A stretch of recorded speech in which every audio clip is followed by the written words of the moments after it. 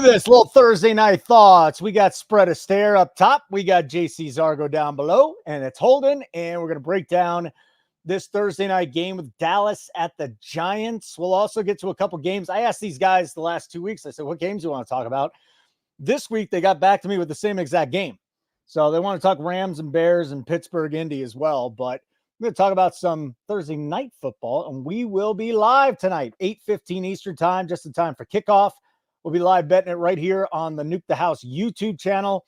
Thursday nights are our free night. Going forward, we're going to pull back on the free shows. We're going to put those behind the paywall. They've just been too profitable. But we'll start with Spread up here, buddy. What is going on in California? Talk to me. Man, I'm excited to talk to you today. The NFL season continues, and it feels like this year has been even wilder than ever.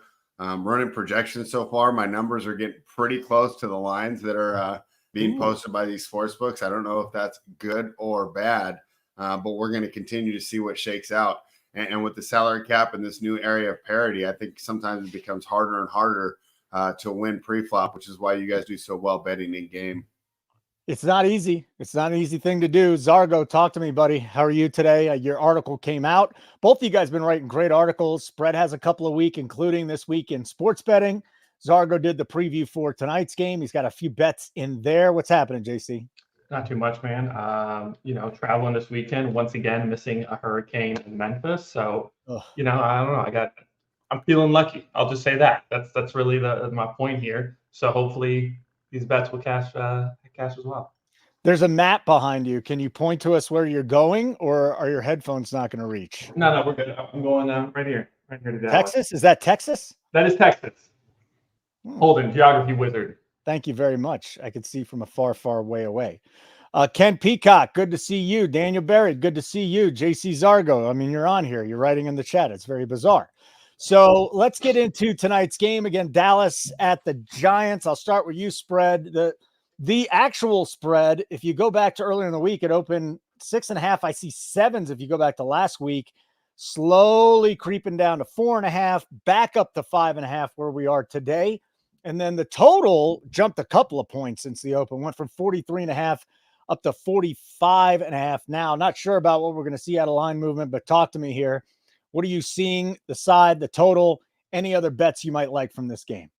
Holden, you know that I am a man of honor. I am a man of accountability. So the first thing we'll do when talking about the New York Giants is give JC Zargo some credit, because last week we had a really fun debate, and he ended up winning that debate.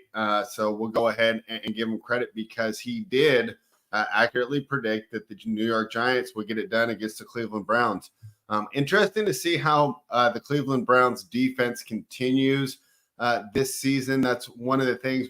They were so good last season that we're still ranking them high. I wonder how much of that is based on our priors, and we have seen in past seasons how offense is fairly consistent. A good offense is going to be consistent until they lose their pieces. We've seen defenses kind of struggle, but we do want to give credit to the New York Giants for getting that win and potentially saving their season. So now Daniel Jones and company get to host the Dallas Cowboys, a team that has had so much traditional success against them. They've won and covered 9 of their last 10 outings against the Giants. So the Cowboys, they've had the Giants number, and this could be a great opportunity for them to get back on track tonight. This line has moved in favor of the Cowboys, and I do believe that's because of the Cowboys' past success against the Giants. I do like to ride these in-division trends. We'll see that sometimes one team has another team's number.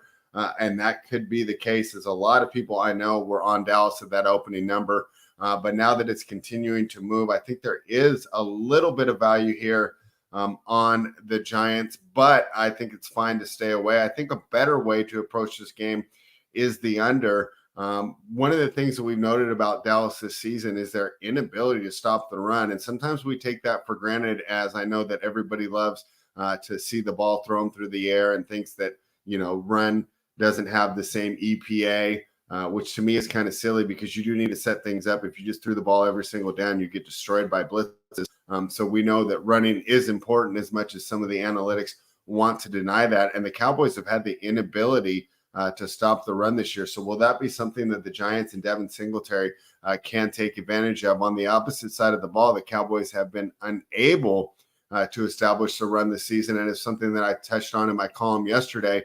When they gave Dak all that money, they did lose pieces on both that offensive and defensive line. So they're not dominating the line of scrimmage like they did earlier in Dak's career. So they're a little more reliant on him and CeeDee Lamb to get things done. So, I wouldn't be surprised to see the Giants cover this, as we've seen underdogs at 6 points or more continue to be profitable this season. I think the best bet for this game is the under, and that also accounts for maybe the fact that this is a game where the Dallas Cowboys defense gets right. This is a defense that we did rate highly going into the season, and we can say that they have disappointed.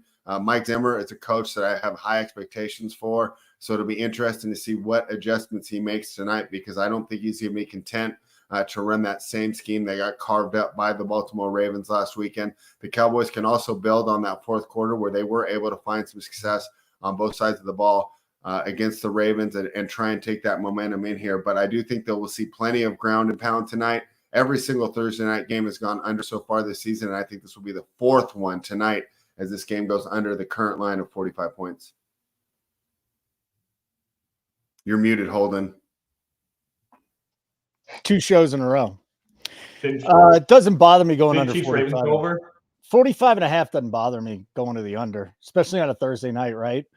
And if the Giants are going to score, it's either going to be Malik Neighbors or they're going to run the football a ton. And if they run the football a ton, it's going to wind the clock down. And on the Dallas side, I could see Dallas putting up some points tonight, though. Zargo, I want to get your thoughts side and total. Again, 5.5-point favorites for Dallas on the road. 45.5 is the total. If you want to go over 45, I think there's a 45 or 2 out there. Man, this is a tough one. I mean, this is the type of game, I was looking at on Monday. I wrote the core of my article, and I couldn't turn it into late last night. It's just there's so many different angles to look at, so many things to consider, right? As Brett mentioned, the history between these two teams. This is a series that Dallas dominated, and unlike the game last Thursday night, there's a lot of parallels between this Thursday night game and last Thursday night game, but these Giants and Cowboys teams are very similar to the teams we've seen play each other in the past. So you got to give the nod to Dallas on that one. But, I mean, if we're looking at this season, if we're looking at what these teams have done for us recently, I've been more impressed with the play we've seen from the Giants, right? I talked about it in my article. You look at their record, okay, they got crushed by the Vikings. That's not embarrassing as we thought it was. They hung in there. They only lost that game to Washington because they didn't have a kicker. And then they took care of Cleveland last week. So we don't really know this team's full potential and how good they really could be. Dallas has looked horrible this season, and I feel like anyone betting on Dallas is just expecting them to come around. They're expecting to see that fourth quarter kind of play that we saw in the game against Baltimore. But also, too, I mean, Baltimore's not bringing their best when they're up 22 points. So it's just a tough one. This stat that Spread alluded to is that dogs of 5.5 points or more are 13-2 against the spread, and won straight up 9 of those 15 games. So I'm just kind of going with the data, going with what's the better play here. And I feel like this is a coin flip game. And so I'm going to ride with the Giants. I'm just going to go ahead, take half a unit on that money line, because I don't think the spread's really going to come into play here. We've seen it move quite a bit. I don't think it's one better is going to be sweating. I either think Dallas comes out and it's going to look like last Thursday night and they're just going to blow out the Giants, or New York is going to keep it close the whole game and they're going to be playing for a win. So given that, I'm just going to go ahead and take that plus 220. Ooh, you're taking the Giants on the money line for Zargo. I like it. Ooh, what do you think about that spread? I like the Giants here. I think there's a couple ways to hedge here. I don't believe that Dallas is going to be able to run the ball. We've seen them go away from it, and I've talked before that there's a lot of backup running backs in the league that are better than Dallas's starters. So that's been an issue for them, and they don't block the same. With that being said, the Giants corners rank very weakly, and I have been critical of PFF and the way that they rank people in the past, but I still do use them as a baseline. And even their cornerback one is ranked really low when you look at the way things are going. So while I do like the Giants, I think there's a fun way to hedge and potentially win both. And that will be going with over Dak 1.5 passing touchdowns, with the idea that I don't think they're going to score the ball on the ground. If they're going to be good, they're going to need that. And I also like CeeDee Lamb overs. Just seeing how weak that secondary is seems like a great opportunity for CeeDee to get back on track. So I think it's a good way to hedge and potentially win both. What do you think of Dak and the touchdown passes here, Zargo? I kind of like that look. They really can't run the ball with Zeke and Dowdle. I mean, that's just a train wreck backfield. So they're a one-dimensional team. I'm also going to buy into the narrative street this week with CeeDee Lamb. He was blaming himself for bad body language. He went after Dak on the field. He was upset last week. I think he comes out. This reminds me a lot of last year where they weren't getting him the ball, and he was just like, get me the damn ball. And then he turned into the best wide receiver during the season. I feel like this could be that night for CeeDee Lamb. So thoughts on a Dak over 1.5 passing touchdowns, and then CeeDee Lamb getting in the box and maybe a whole bunch of yards and receptions. I definitely don't hate it. I mean, looking at the props in this one, that definitely kind of seems like the way to go if you're going to target Dallas's props. I feel like I don't hate it, but I'm prefer to hedge on the Giants side. That's how, I mean, I understand what spread's saying, but for me, man, I kind of more targeted Daniel Jones passing props because I felt like, okay, this is either going to be a shootout and they're going to be driving back and forth until he's going to run it up, or Dallas gets out a big lead. And then, Dallas is running out the clock. Meanwhile, Giants have to keep going to the air to keep up. So, I mean, I caught Daniel Jones plus 200 passing yards at minus 105, just based on the wagers I've placed. I felt like attacking these Giants props were a better plan. So let's get some of those. So you do like Daniel Jones tonight. Mm-hmm. And you said you like his 200 plus yards at minus 105. Yep. DraftKings offering that. What else are you looking at player prop wise? So again, we've been talking about it. It's Dallas can't stop the run. Granted, the running backs they faced the past couple of weeks, a little bit better than David Singletary, but he's still going to get utilized here, especially kind of correlating with that passing game. I went over 2.5 receptions for him. He's hit that number the past 2 weeks. He's gotten I think 4 or more. So again, just kind of plays, whether we're doing, screen passes, down the field, whatever. I just thought that was a great way. And then also over 80.5 rushing receiving yards. That's around where he's been on rushing alone. But again, just in case they're going to the air, he's going to be their go-to guy on this. If they want to beat Dallas, and he's already a preferred receiver of Daniel Jones. So that's kind of the way I was looking at it is if anything from the Giants, Giants, if they do get blown out, and I'm very wrong about the money line, that's how I'm going to get my money back. All right, let's talk about Tyler here for a second, because our boy Tyler is going to be on with me for the prop show tomorrow. Zeke props are free tonight, 24.5 rush yards and an anytime touchdown. I mean, are we worried that Zeke Elliott can't get 25 yards tonight, guys? Spread? He's been bad. I mean, he's old. We know that. I don't even know if he'd be on a roster if it wasn't for Jerry Jones, but 25 yards. Here's his game log, though. 40, 16, 6. I mean, 10, 6, 3 attempts. Watching the games, it feels like Dowdle has more juice. For the anytime TD makes a little more sense to me because he will be the red zone back. However, I'm not confident in their ability to run the ball. So we'll see. We'll see where it goes. Tyler making a good point there. If you want to throw that one on the screen about playing in 2 negative run script games, with the idea that Dallas will win. Yeah, if we're on the idea that Dallas is going to win and lead a lot of the game tonight, of course we know how that changes things. So I don't love it, but I don't hate it, and it's tough to go against them, especially at such a low number. Holding a player I'm looking at the opposite side of the ball. I listened to your guys' show yesterday that you did with Keg. That one's always fun if you guys are checking that one out on the Wednesdays. And he mentioned something about Malik Neighbors being, it's been moneymaker so far, but the books are catching on. The league is catching on. So I'd like to pivot there. I'd like to go with some Wan'Dale Robinson. I think like him to go over his receiving yards tonight. I do think he's a good player. And I think that Malik Neighbors props are priced appropriately given the success he's had so far this season. Zimmer might give him a little more attention too. So far, he's been able to be productive throughout double coverage, but you got to think that with all the attention that he will be receiving, it could be something good for a player that I think is solid as a number 2 in Wan'Dale Robinson. So I like his overs as well. So this is interesting. Neighbors is the most targeted receiver in the NFL. He's caught 23 of his 37 targets.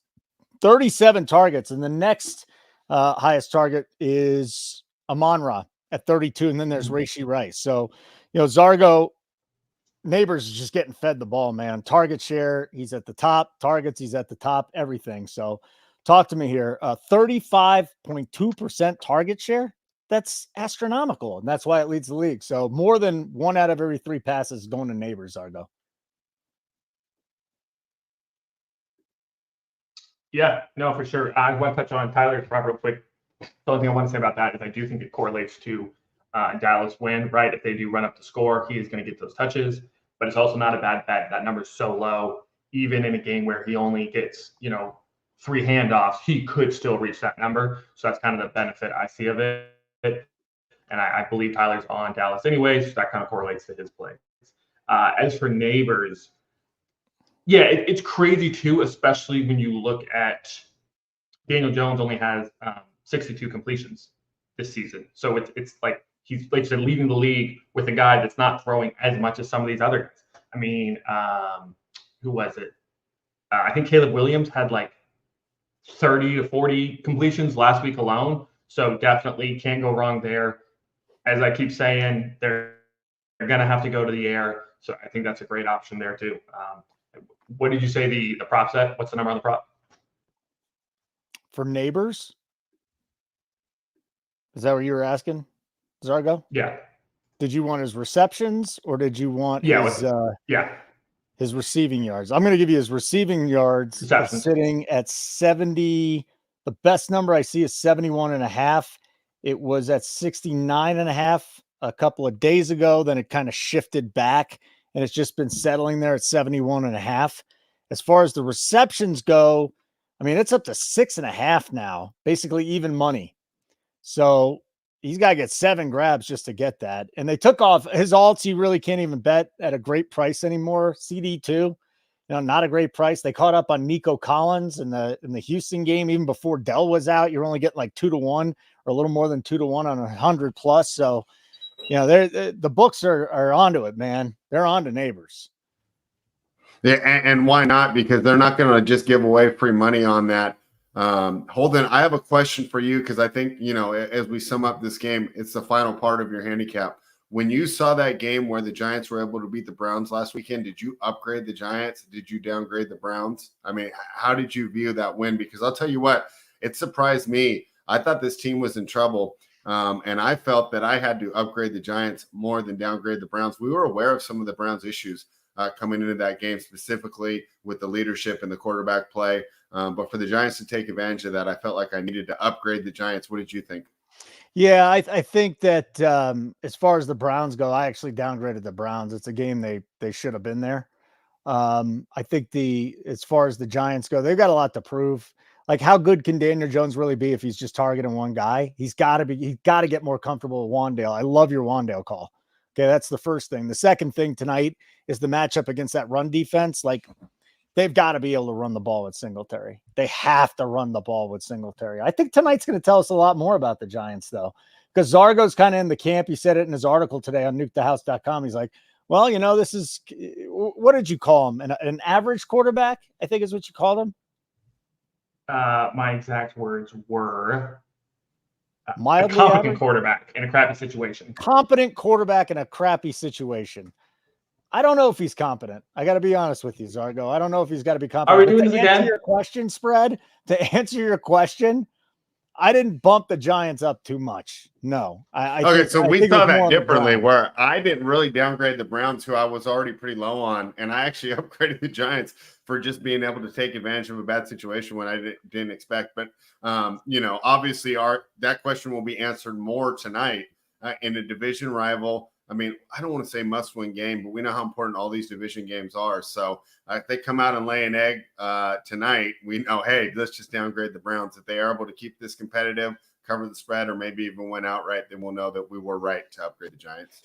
Yeah, I agree with that because, I think this is going to be another year we're in that division, and you're not going to have to be that many games over 500 to win it. So I completely agree with that spread. I'm looking at the rush attempts then. Dowdle's at 9.5 with some juice to the over at -24, and you could get Zeke at 7.5. Like, Dowdle's getting more time in the backfield, being on the field more, but Tyler might be onto something here. I might actually like the rush attempts. Maybe he can get 3 yards per carry, but don't you think he's going to carry the ball 8 times in a close game? You tell me. I'm asking you guys. If you're taking the rush attempts, you're just betting that Dallas is going to cover the spread. I think those are completely correlated. That's what it is. They're going to cover the spread too on top of it. However, if I were to attack these Giants, I would be going through the air. I mean, this secondary is not good. And that's why, to go to your point on downgrading the Browns, it was a referendum on Deshaun Watson that he was not able to find success through the air against these Giants. So it'll be interesting to see how it goes. But yeah, I would say that those rushing props are completely correlated. If you like the lay in the 6 or 5 or whatever number you got with Dallas, either one of those would be good. So I'm a little opposite from Tyler here, even though he does spend more time on props than I do. I would think that Dowdle would be the one that I would be looking for. It seems to me he's had more juice so far in this backfield, but we do know that Zeke is old reliable. So interesting to see how they come out here tonight. And I think that'll be a great opportunity for you guys when you're watching the game and you're seeing who's getting that work in the early series of the game. Yeah. And I want to go back to Tyler just real quick. And again, he'll be on the Nuke the Prop show with me tomorrow at 4:00 Eastern time, right here on the Nuke the House channel. It just has been negative game script because Dallas has 65 rushes this year. Only 2 teams are worse, Cincinnati and Vegas. And maybe they do get back to running 24.5 yards on Zeke Elliott. Oh man, I got to run that through Keg. That's interesting. I wonder if Dowdle comes out and gets the first series if you're going to get a better number. Yeah, maybe. I mean, looking at his numbers, I understand the games he's been playing in have been, they've been playing from behind, so it's not the best data to use to predict what's going to happen here. But similarly to Singletary, I would just take his over 2.5 receptions. FanDuel's offering that at plus 142. He had 3 against Baltimore, 4 against New Orleans. And just, the style of play in today's NFL, I think with that kind of number, plus 142, I think it's a much better play. So Elliott's snap share, 50% week 1, 39% week 2, 20% last week. 20%. And again, they were down those. So that's a little concerning because in week 2, he had 40% when they were down. And then in week 3, went down to 20%. Interesting. All right. Well, listen, tune into our live show tonight, 8:15 Eastern time. Keg and I live betting Thursday night football. It's a free show. And speaking of free, if you want to sign up, nukethehouse.com. Nukethehouse.com. You can sign up for any plan. We are not going to charge you. You can only use the code once, and then we'll bust you if you try and do it again. And then we're going to publicly shame you like we did one guy. Anyways, nukethehouse.com. Any plan, type in the code NUKE-NFL, NUKE-NFL. Get in, you get Keg and the boys pre-flop picks. Zargo has some, Spread has some, and it's a good time. All right, both of you guys want to talk about the same 2 games on Sunday, which is what we do here. It's not just a Thursday show. So, Zargo, I'll go to you first since we went to Spread off the bat. You've got a play on the Rams and the Bears, and this is a really interesting game. Spent a lot of time talking to Keg about it, spent a lot of time talking with another guy at a different shop about it. A lot of different angles people are taking here, but here's the deal. The Bears are 3-point favorites at home. This thing was 2.5 today. It just keeps going back between 2.5 and 3. So that spread did get up to 3. The total very low, between 40.5 and 41. It's been bet down a point through the industry here, Zargo. So the Bears and the Colts, why do you want to talk about this game and what do you got? Bears and Rams. I don't understand this line. This line says that these 2 teams are evenly matched. And the only reason you would think the Bears are on the same level of the Rams is if last week against Indianapolis was the only game of Caleb Williams that you watched. I mean, I'm not going to die. I mean, he balled out against Indianapolis. But the Colts are a pretty sorry team. I don't think there's anything that impressive about it. While it certainly shows progression, I'm not saying it's a fluke. I'm not saying it's not something we need to consider. I'm just not ready to say he can run with a team like the Rams. Rams have been a little bit shaky for sure to start, but still, I mean, getting to go in against a rookie quarterback, there's no way he's going to even come close to the type of performance he had against Indianapolis. I like the Rams on the money line. I think 3 is a gift. I'm typically one who takes the points when you're offering them to me, but I mean, it just doesn't make any sense to me. I do like a nice hedge with over 32.5 passing attempts for Caleb Williams. I mean, he had 29 against Tennessee, 37 against Houston, 52 against Indy. So I think that's a nice way to kind of hedge that action. I think it's a great prop either way, no matter how this game goes. But I think it's insulting to the Rams to have them as an underdog in this game. And again, as many underdogs that we've seen win this season, all the more reason to go ahead and take it. Where do you have on this game? Are you going the other way of Zargo again this week's spread, or are you on the same side?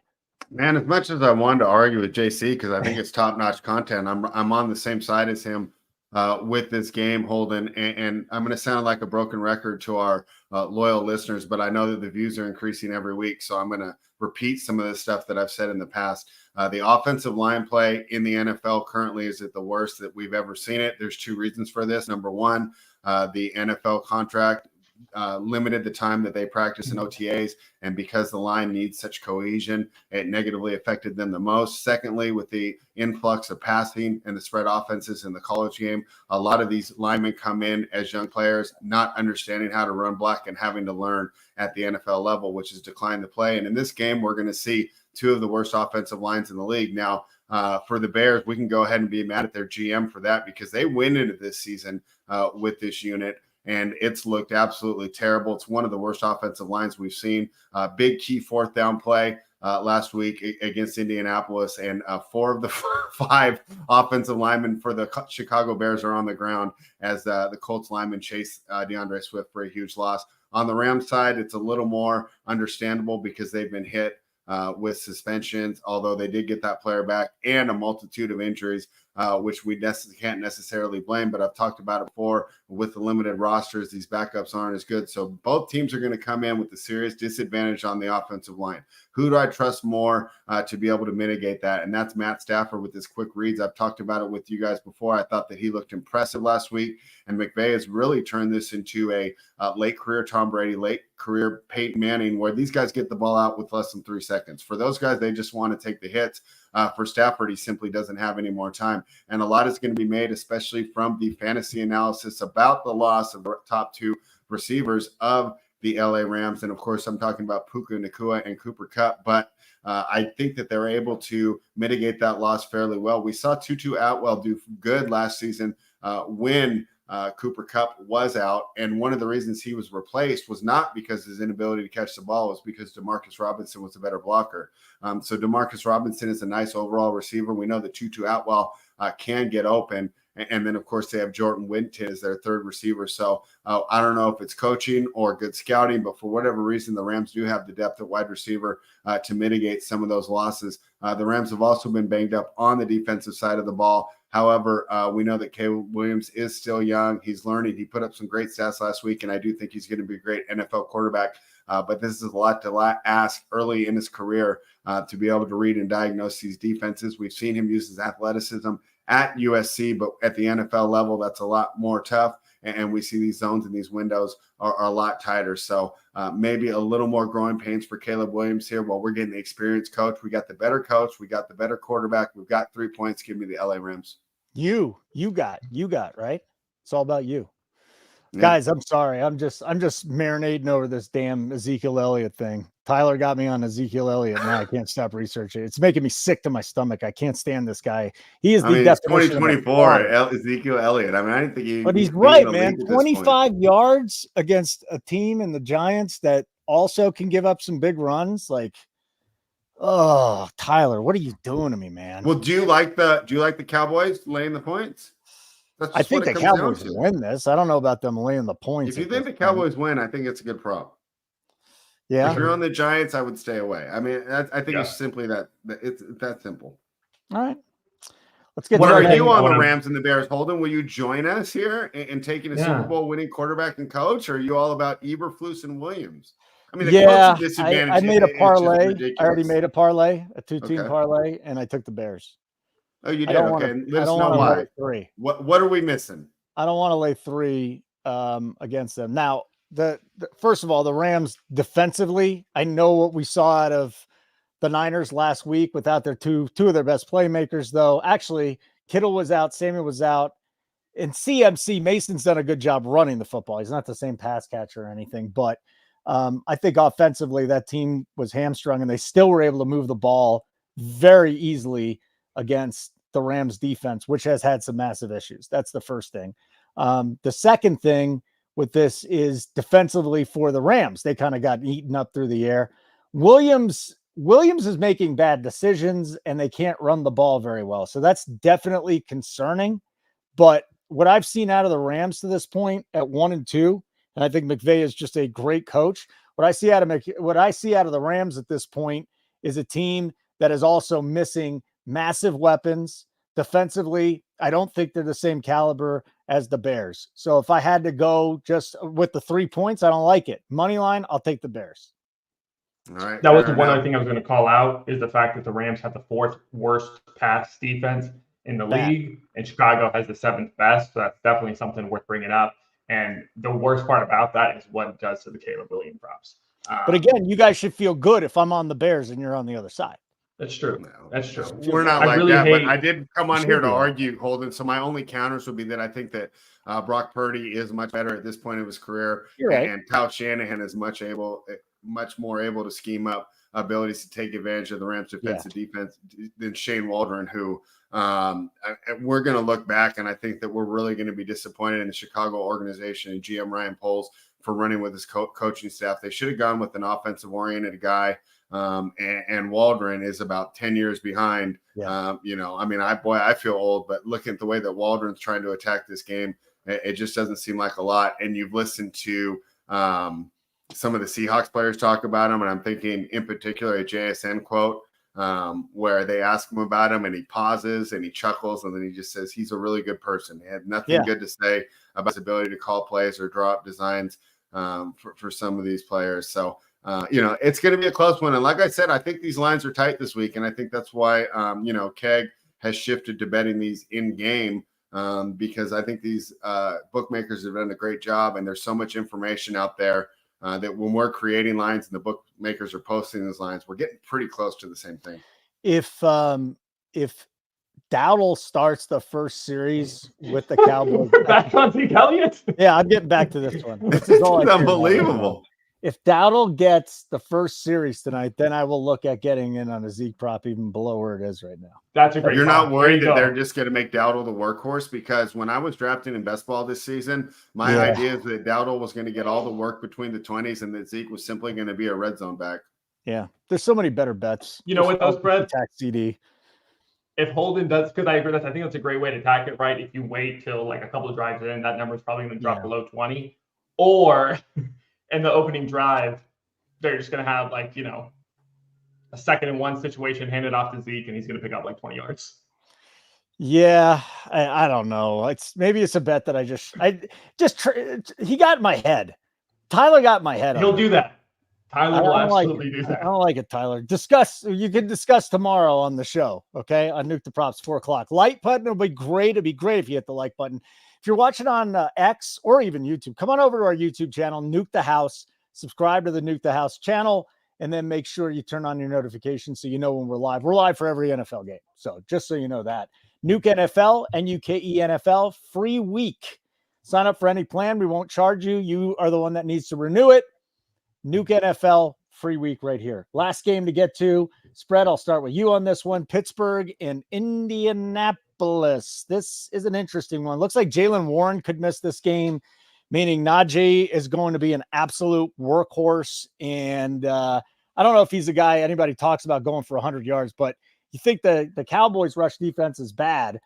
This is almost as bad, what we have going on with the Colts. Let's go look at the lines in this game, as it's a total of 39.5, 40, depending on where you shop. And industry-wide, it's 1.5 point spread. It did hit 2 at one point in time, but the Steelers are laying 1.5 points on the road spread. What are you doing with the Colts hosting the Steelers? I like Pittsburgh in this game, and we just talked about an outdated offensive coordinator in Shane Waldron. And on the defensive side of the ball, if we were going to look at guys that are running schemes that are about 20 years too old, it would be Gus Bradley, who only runs cover 2 and cover 3, which is great if you're the Seattle Seahawks Legion of Boom and you have just elite skill players at that position. But trying to run it with below average players, it's too easy for opposing coordinators to find out the holes. And this is going to be excellent with a guy, Justin Fields, we know is rather limited in his ability to diagnose opposing defenses. So that makes it a lot easier for Justin Fields. That being said, the strength of my handicap is that I think that the Steelers do have the best defense in football. We do know that defense travels, and Tomlin's had an excellent record against rookie coaches. Now, I know that Richardson is not technically a rookie, but if we look at his experience and we combine that through college as well, I think it's safe enough to assume that it's essentially a rookie when it comes to diagnosing these play designs. As long as TJ Watt stays on the field for the Pittsburgh Steelers, I think he's the most important player that's a non-quarterback in the NFL. And we saw what they were able to do against the Falcons offensive line that I actually rate pretty highly, and PFF does that as well. I know the Colts have an excellent offensive line, but I think the Steelers defense will be able to mitigate that. I'm taking Pittsburgh on the road here. Defense travels. I like Tomlin a lot more. Steichen's a great offensive coach. But Gus Bradley, man, I mean, he needs to just go teaching technique or something, because these schemes he's running are just simply too easy. What do you got? You on the same side, Zargo? We got 2 for 2 today, or are you going to argue with him? Yeah, we don't want to get any we should have planned this, JC. We should have been on opposite sides. I know. Plan it. Next week, we'll Spread and I will hit each other up. We'll at least find one game we disagree on.